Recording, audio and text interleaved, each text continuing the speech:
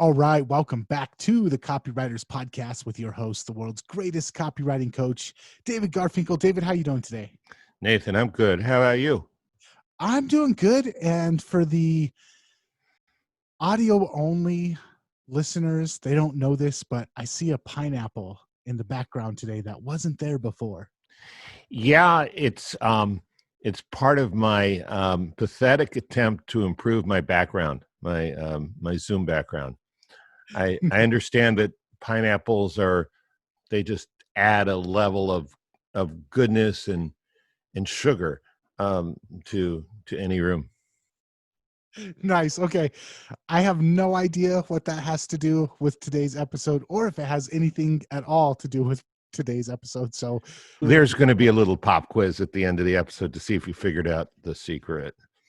okay, perfect. So what do we got on the agenda for today's podcast? Yeah, so I'm in a book discussion group. This is fairly new for me, with one of my clients who organized it and two of his friends. And the only problem is the other two friends are also podcasters. So you can imagine nobody can get a word in edgewise. But the book we were discussing last time was Jonathan Haidt's book, A Righteous Mind. And this is an especially important book right now because it offers some concrete ways to bridge the political divide that's going on in America and really most of the world. But that's not what I want to talk about. I want to focus on something else in the book that's not especially political. Several times, the author makes a point of emphasizing that people are very concerned with what other people think about them. Now, there's all kinds of tangents that come off of that, including some cultural movements to shame people who care about what other people think about them. But that's kind of like having a beating heart, politically incorrect. It's just in our DNA. It happens.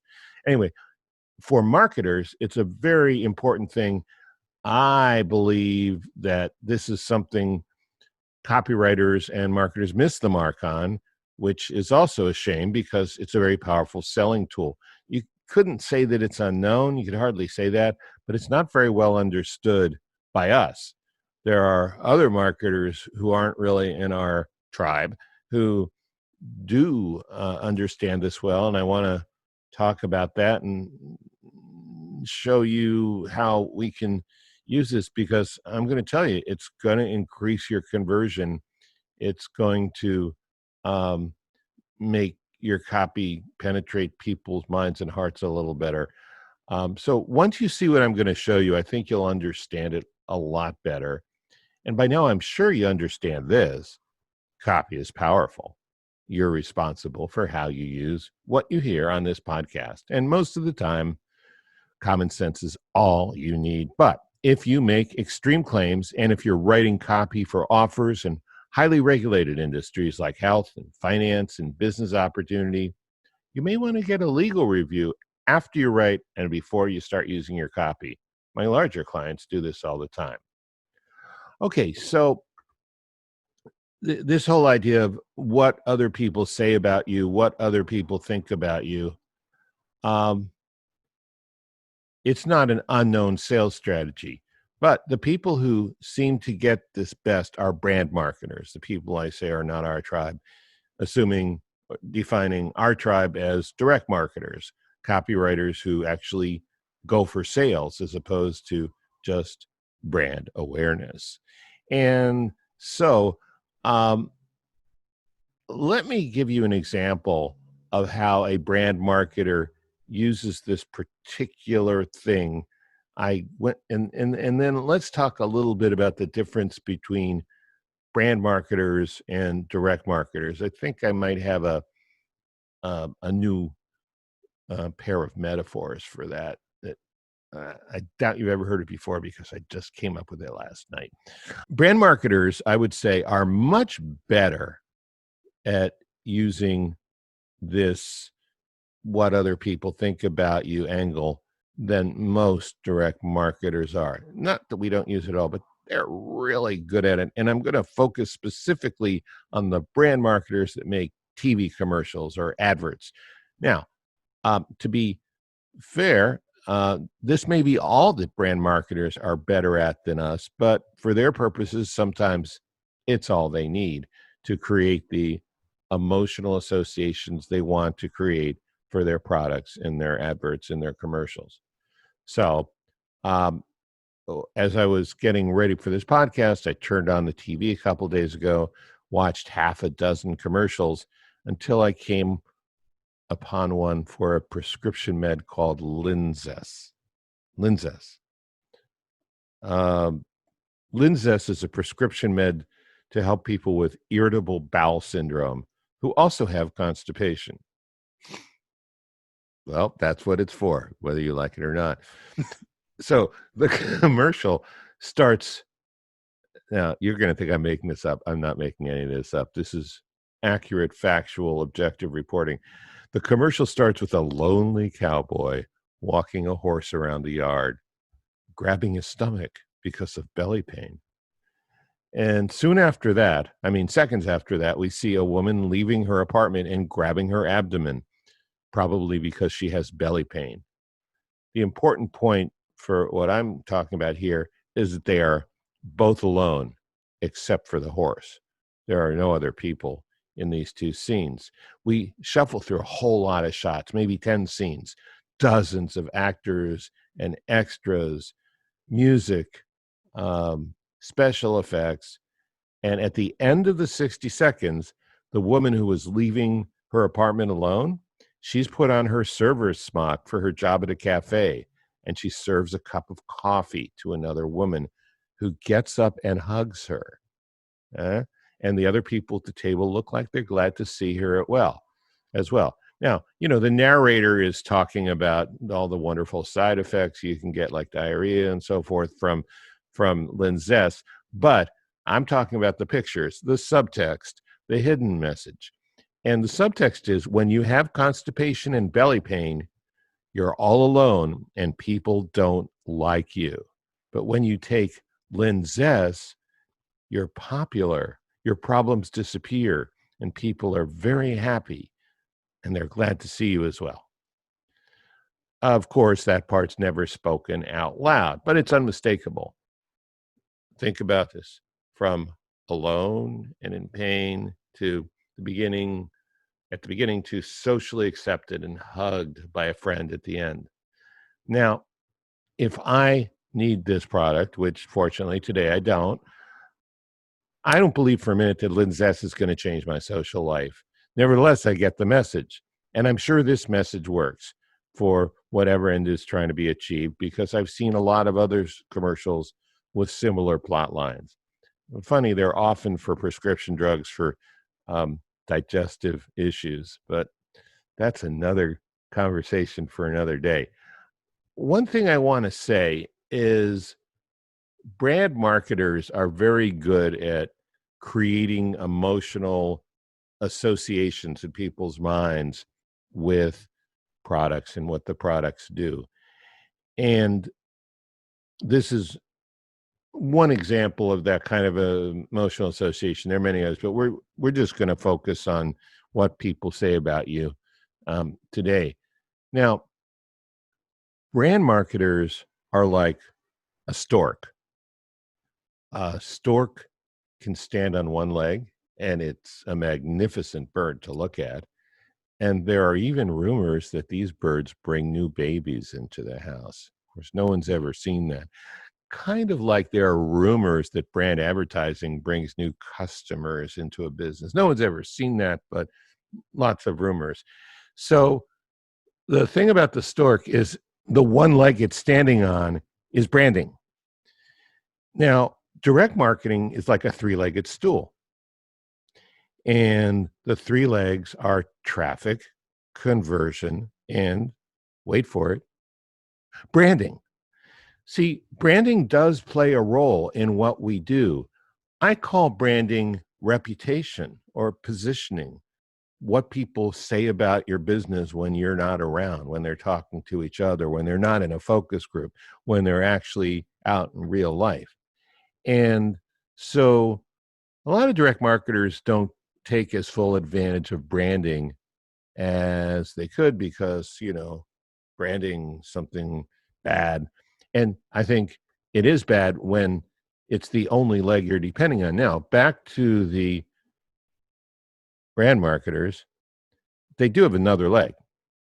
The stork has two legs. So they can also focus on traffic or targeting their market. But the one leg they don't have that we have is conversion. So sometimes when they need conversion, they'll sneak one of us in the back door at the ad agency, to actually do the dirty work of actually creating. I'm going to spell the four-letter word. I won't say it. Creating a SALE, which is, a four-letter word for them. And just another day at the office for us, right? Okay. But once a direct marketer starts to understand branding and just put it in the mix with everything else we already do, that can increase your conversions even more. Okay, so any comments about branding or direct marketers or storks or stools, the kind you sit on? I have a comment, but I'm going to hold off a little bit because I have a feeling that you're going to touch on something that I want to talk about, and I don't want to talk about it until after I hear what you're about to say. I think that's a fair and wise guy comment. Okay, so I would like to talk about the notion of what people say about you. Jonathan Haidt, again, in his book, The Righteous Mind, makes a point of mentioning how important it is, almost primally important to people. They really care a lot about what other people say about them. Now, this is interesting. This is, with the personal growth movement and identification movement and all that, this has come under a lot of attack. I remember back in the day, maybe 15 years ago, there was a woman, she was a preacher, but she was also a motivational speaker. And she had a talk that she would give for lots of money in front of groups. And the title of the talk was, "What other people think about me is none of my business." And that's interesting, but it doesn't hold up to a logical test, because if she's giving this talk in front of other people and then she's selling some products, what other people think of her is exactly her business. I mean, literally, it is her business. It's how she makes money. But anyway, yeah, in a world where people get participation trophies and stuff, it may not be fashionable to admit the truth that everyone's very concerned about what other people think about them.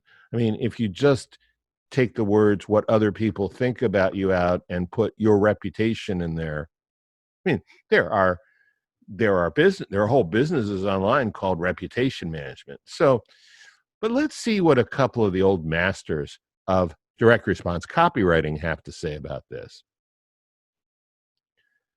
So, in his book, How to Write a Good Advertisement, Vic Schwab writes on page 24, there are three things that advertising can tell its readers. One, what a product is. Two, what it does. Three, what other people will say of you, think of you, do for you, how they will admire you, envy you, imitate you because of what my product can accomplish for you. All right. And as an example, he cites a successful headline from a campaign a long time ago. New cake improver gets you compliments. Now, Nathan, I know this is going to be a little personal, but you worked in the cake business at one point, did you not? I did for a while. So how does that headline strike you?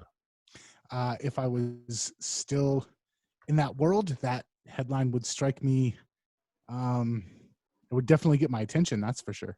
You'd be interested in the cake improver, right? You might or might not buy it, but it definitely would grab you, right? And not to single you out. I mean, if I actually worked in a donut shop once, and I couldn't handle the teasing. My donuts were they looked like train wrecks. I quit. I couldn't handle it. So again, what other people think.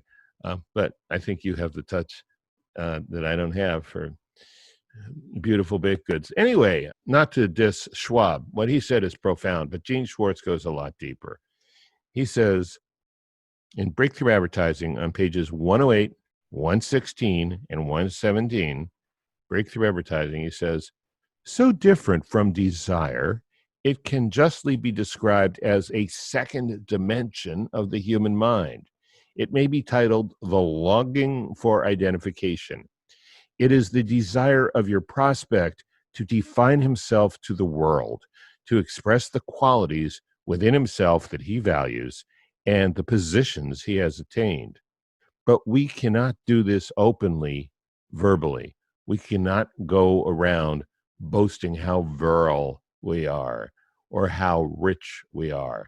So we symbolize these prestige claims. We express them in terms of products, and we buy the products that express them. Now, I want to do something important here. I want to unravel status symbols like a Ferrari from products that change and improve what people say about you and think about you, like the cake improver that gets you compliments. They're different, but in either case, the same thing is true. These products and the impressions they create really don't have all that much to do with how the person buying them feels about themselves by themselves. It's only in relation to other people. It's only when the opinions of other people come into play that these products become valuable in terms of the impressions they create. Now, before I give the example about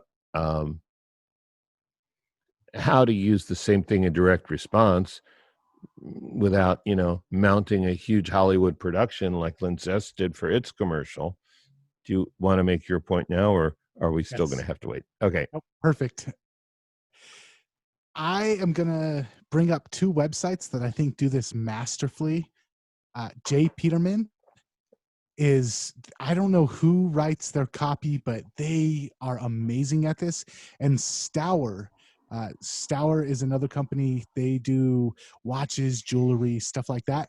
And all of their copy, it's got direct response. It's definitely direct response copywriting, but it's very heavily focused on you pull up to the beach, and as you're walking to your boat, you feel the cool breeze blowing through the 100 knit cotton shirt that shows that you're a yachter and you're a master of the seas. And it's all about, you buy this product because it tells the world your values. It tells the world what you're all about. It tells the world that you're a master of the seven seas. It tells the world, you buy this watch because it tells the world that you're a diver and you go however many yards under the water. Or you buy this necklace because it tells the world whatever it is. And all of their copywriting, both of those two sites, it's direct response copywriting. It definitely has the call to action. It has the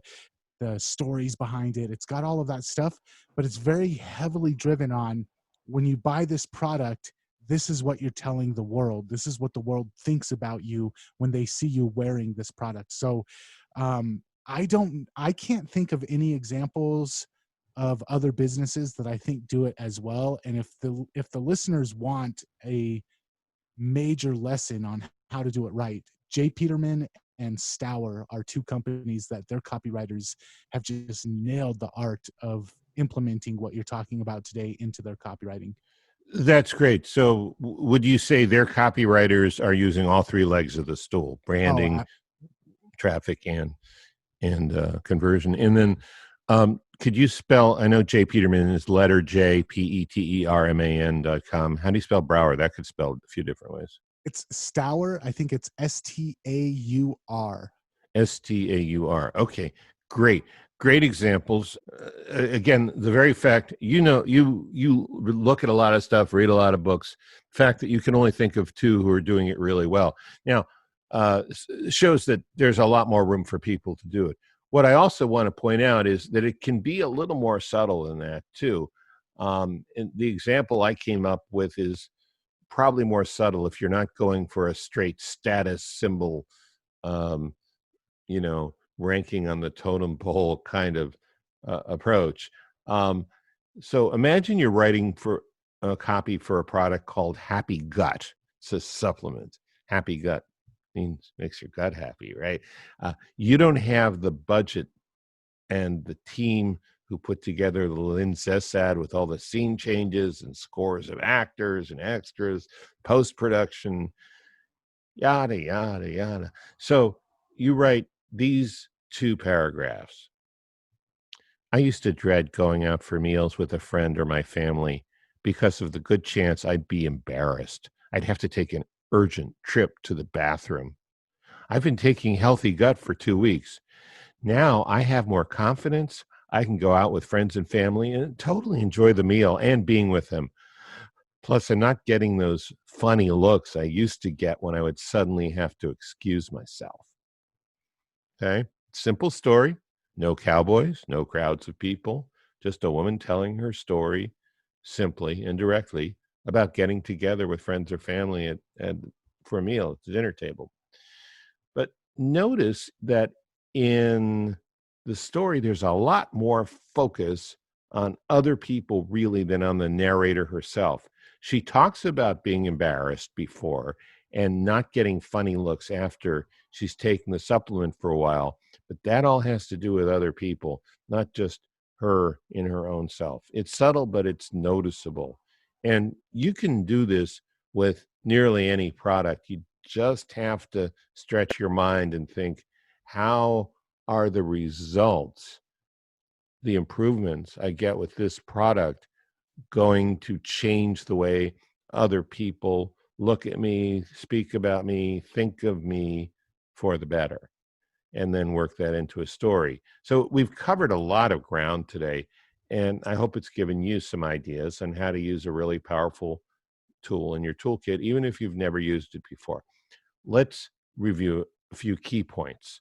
First, Vic Schwab says there are 3 things advertising can tell readers: what a product is, what a product can do for you, and what other people will say about you, think about you, and do for you because you use a certain product. Second, many products, even businesses, are built around the third reason. People who are very practical and utilitarian and results oriented might not even think much of those businesses or might not even want to see it that way. But it's true. There are a lot of businesses that are and products built around what other people will think about the user. And third, brand advertisers are generally better at using the sales angle than direct marketers are, but it doesn't have to stay that way. Doesn't mean we can't use it too. We can.